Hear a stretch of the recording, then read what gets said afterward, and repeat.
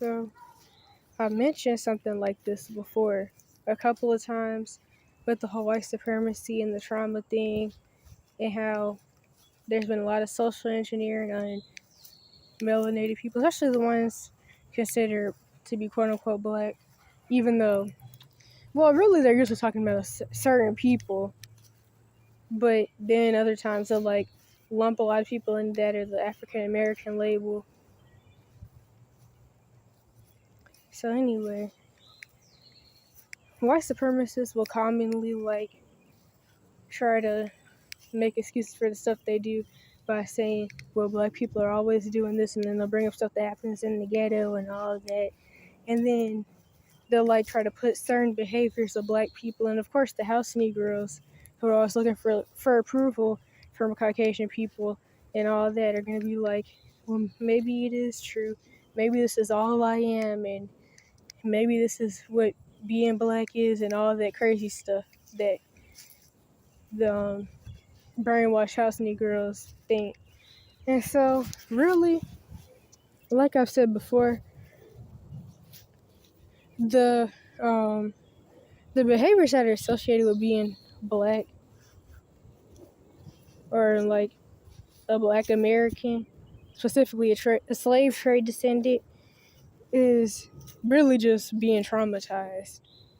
But instead, the house Negroes are listening to the white supremacists, and they think that this is who they are because they fell for the social conditioning, like the stuff that they would have in the little cartoons that was put in front of us for us to watch, and then the other stuff that they did for social conditioning, plus Willie Lynch syndrome, which the American school systems try to make it seem like only we were slaves for whatever reason, which is why a lot of what was I saying? Which is why a lot of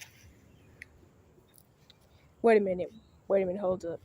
So basically, they're trying to make it seem like only we were slaves, but then the white supremacists will come and be like, well, you guys weren't the only ones who were ever slaves, because they try to make up a lot of excuses, but the thing is, the school system is the one that made it seem like that. So anyway, the point I was trying to make with that is that we don't actually think about the fact that other groups of melanated people are also put under Willie Lynch syndrome and brainwashed by the Caucasian Europeans and all that. So that's why so many people have issues with colorism in their community and just different stuff that's similar to Willie Lynch syndrome. It probably is the same thing because Willie Lynch, I think he was in Africa. No, he was in the Congo, I think, and then he also was in Mexico, something like that. He didn't just show the slave owners how to brainwash us, which these are the same people that made the psychiatry system or the mental health system. And they also knew that, like, if you sexually abuse people, that really breaks them down to base value and causes a lot of issues. And then once you get them to that point, they can get DID. And it makes it easier to, like, have control over them and brainwash them and stuff with colorism and just different stuff. Which is why they specifically will go after the dads, because they know that, like, if the wife feels like if she feels like she can't be protected by the black man, then she'll turn on him, and then when she turns on him and wants him not around her, then the kids are in a bad predicament because then she's listening to whatever the slave owner is saying, and then all that stuff that goes along with that. Because the Willie Lynch syndrome is like, it caused a lot of different issues, and of course it changed over time. So like once slavery quote unquote stopped, then they did Willie Lynch stuff and gave people Willie Lynch syndrome in other ways, like with the government assistance and all of that. So like if you're not married or if you divorce your husband and leave your kids in the house with you, and then you can put him on child support, or you could get food stamps. Because honestly, if you're single with kids, you get more benefits. In fact, you can only get benefits like that. Or if you're just by yourself, period, especially if you're a female. So yeah, all that stuff to destroy the families. and then they did it to other melanated people and have their dads in jail and stuff. And so this just caused a lot of issues in the family, and then the kids are raised in dysfunction with the quote-unquote single strong black women that have their own trauma, so they're commonly narcissistic or sociopathic. And then the kids go through a whole bunch of trauma, and then they have a whole bunch of issues because they try to make it seem like the boys are tough, and they're not tough, not just tough, but there's something else too.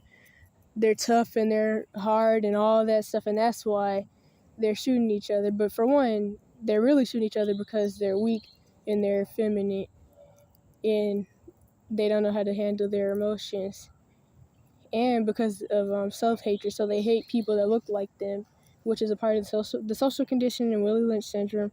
And so that stuff is associated with being the quote-unquote black American. And then the people in the hood that terrorize their own communities will say stuff like, I'm a real nigger and all that stuff like that. But really, you're actually really not.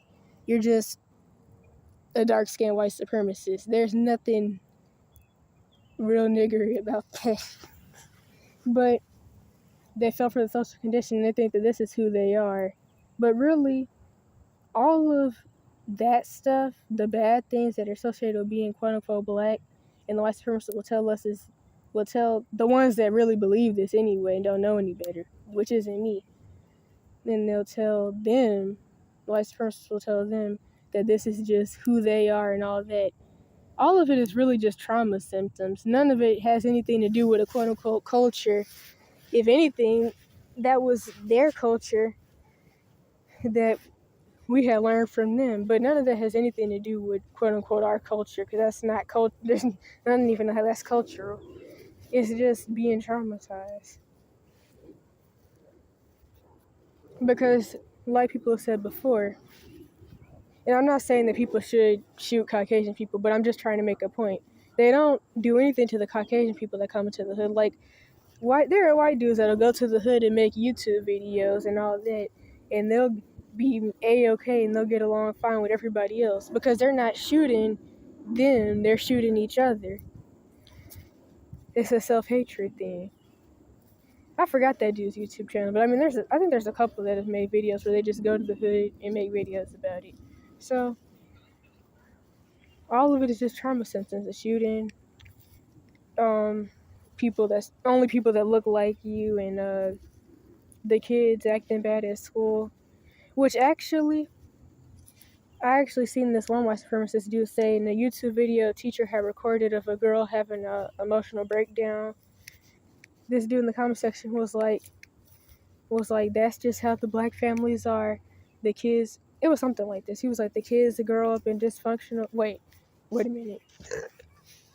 Excuse me. Dang, I didn't even mean to do that. Okay, so he was like, that's just how black families are. They're bound to have a dysfunctional family and have behavior issues. It was something like that. He said it way worse than that, but yeah. And so that's the thing.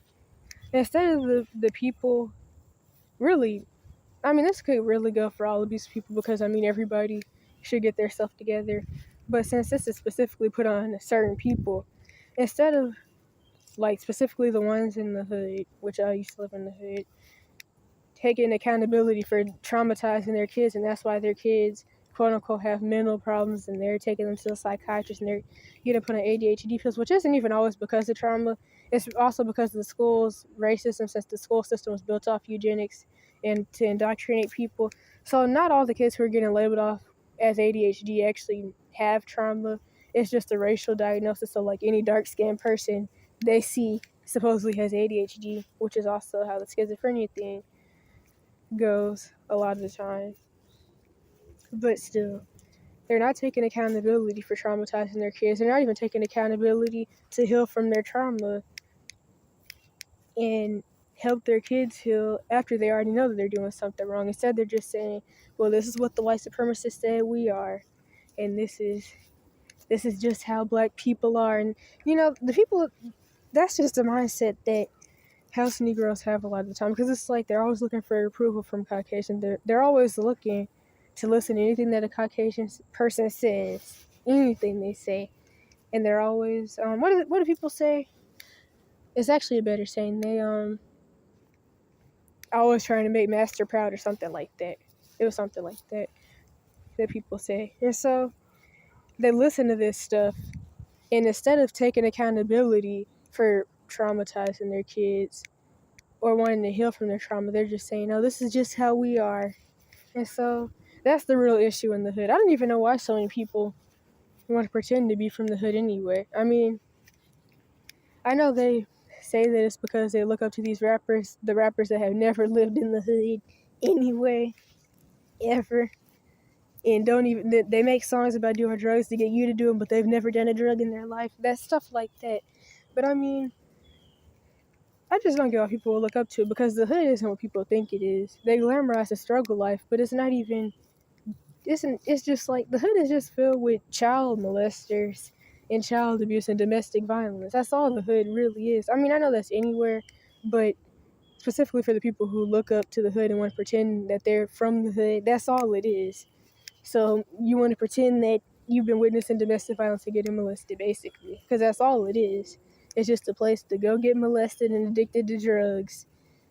And then I know, like, the hood was created and it was a little government plan, which I already know that's considered a quote-unquote conspiracy theory. And there's something I can actually say about that I've been wanting to say and probably said before. The original conspiracy theory wasn't actually anything far out. The original conspiracy theory was racism. Like, redlining is considered a quote-unquote conspiracy, which is another reason why in the beginning of the mental health system, they always would diagnose Black people as schizophrenic, because they would talk about redlining, and then they'll be like, "Oh, that's just a conspiracy, so you're delusional, and that's schizophrenia." So the original conspiracy theory wasn't anything far out and hard to believe. All it was racism and redlining, which is a part of racism. It was just stuff like that. Eugenics was a quote-unquote conspiracy, and anybody who believed that was happening was schizophrenic. But anyway, back to what I was saying. So the government did create the hood, and then they did put crack in quote-unquote Black communities and low-income communities, period. So there's a lot of different, well, not a lot of different. It was really just that and the Mexicans.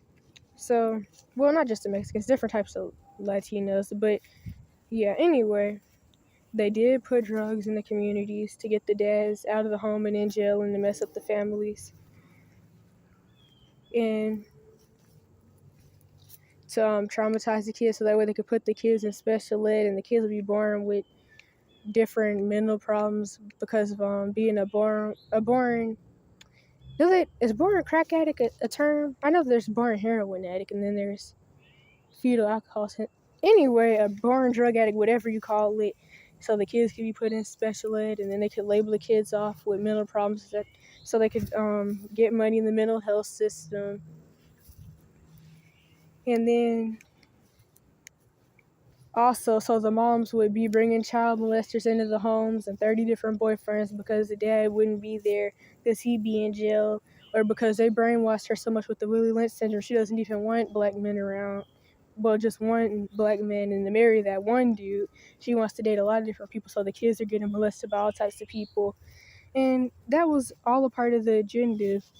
But, like, still, that's not, like, the equivalent of being quote-unquote Black, and that's not who we are.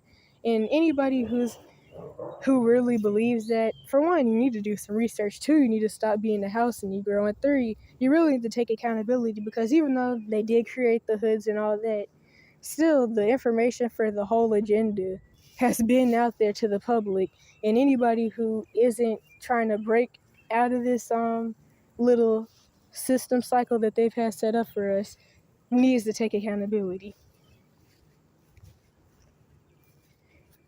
They really, really do.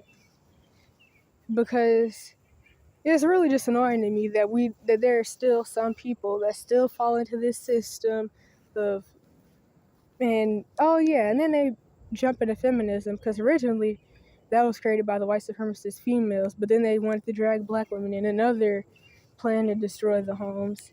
And it's like, honestly, those feminism commercials are funny because you're a black woman in any feminism commercial is always going to be funny because, like, you're promoting an agenda against you.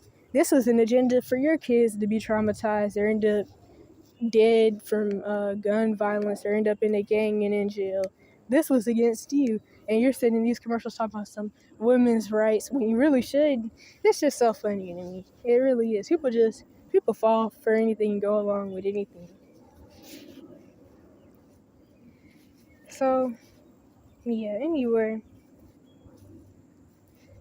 And then the thing is in the hood that I've noticed is that anybody who actually likes reading, doesn't want to fight somebody all day long and be in gossip, or any boy that's not a feminine and doesn't want to beat people up all day and sell drugs to his community, they're told that they act white. Whatever, that's definitely not acting white.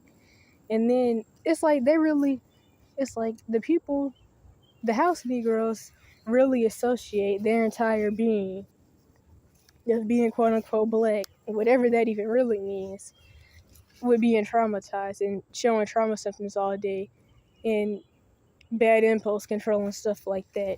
They don't have an identity and they don't know who they are, and they think that this social engineering and brainwashing that we have is them. Like, I've noticed that one thing that people will commonly get mad about in the hood is for somebody talking about their mom. And they'll be like, don't talk about my mom. If you say this about my mom, I'll beat you up and all that stuff. When the mom is the worst person that could ever be in their life, period. And that's the funny thing about it. And then it's also because the mom brainwashes them to think that the dad doesn't like them or the dad ran away, when really the dad ran away from her. And because the dudes don't have any rights, he can't get custody of the kids. But the mom ran him away with all types of false police reports and stuff, because that's something that I see all the time.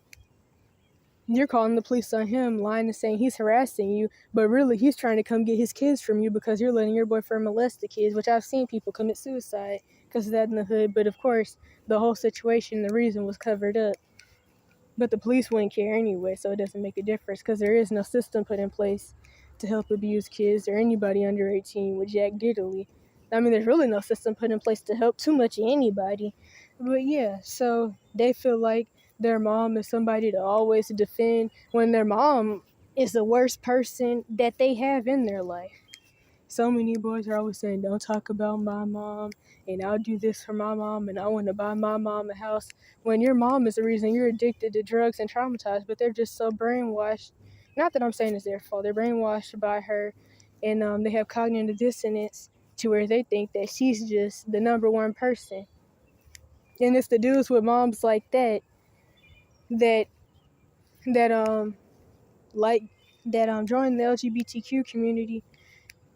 Well, say that they're part of the LGBTQ community, and then they're the ones that walk around saying that women are God and women are all powerful. Because nobody told them that but their mom.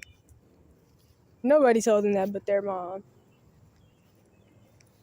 The guy that had dudes molesting you. Okay, but yeah, that's something that I see a lot in the hood. It's like, don't talk about my mom. My mom is all this, and my mom's number one, and their mom is terrible. And of course, I don't say this stuff because of my situation, because honestly, most of the stuff that I talk about when I make videos about trauma and just different types of complexes people get, I'm usually talking about stuff that I've seen in other people's situations. Because of course, if I was to view the world from just my experience, I'd be in a real bad predicament mentally, worse than I have been. And it looks like it's about to rain. But what else did I say about that? But yeah, even though that's something that I was supposed to have been finished, and I'm probably gonna have to put something in the description because I always forget stuff that I want to say. But even though the government did create the hood and all that, still at the end of the day, if you can get on your phone so you could make Snapchat videos if you're trying to become a rapper, you can get on your phone and Google the agendas against black people, or really melanated people as a whole, and all of that, and get yourself together. Because the thing is, they're always saying that, like, these are the people, I don't remember what I was about to say right there, but yeah, they could Google that, because at the end of the day, sure, it was all created and it was an agenda, but I mean, you're still going along with the agenda, and you really don't have to, because the real issue in the hood isn't that they're poor. It's not that there's no jobs around and the redlining and all. I mean, that is the issue, but it's not the real problem. It has nothing to do with why people are killing anybody, or why the moms are letting people molest their kids. That's not. It's not because Dollar General is 30 minutes away and you can't. No, that's not. That's not even it. The real issue is that people don't want to do better, and the real issue is that, honestly, a lot of the parents are just down there treating their kids however, like, I mean, anywhere else, but still, I'm talking about a specific place. And so the moms and the dads. I'm not gonna say it's just the moms. People are evil. That's the real issue. It's just, you want to traumatize your kids and have people molesting their kids so bad to where, I mean, I've heard stories of somebody who was molested so bad they won't sleep in a bed. They only sleep on a dog bed, or they rather sleep in a dog cage because they feel safer. They can't talk and all types of stuff. And then the parents don't care. And of course, the person just gets labeled off as not that trauma doesn't cause learning disabilities, because if you don't talk to the kid will never know how to talk and stuff like that.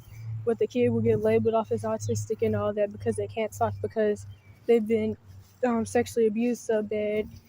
And the real issue is people being evil and people not wanting to do better, and misery, love and company.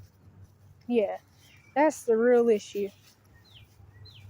Because the thing is, it's always in these areas. Because, of course, the white supremacists love to talk about this, but they won't ever admit why. Because, really, they want to put stuff on certain groups, well, melanated people, period. And they want to make you feel bad about stuff, but they don't want you to get better.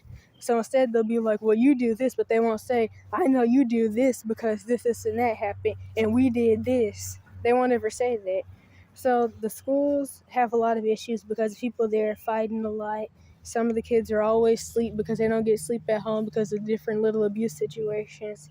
They're hungry, so they can't pay attention because of, I mean, of course, some people just don't have the money for food, but commonly it's some abuse situation. It's not just about not having money.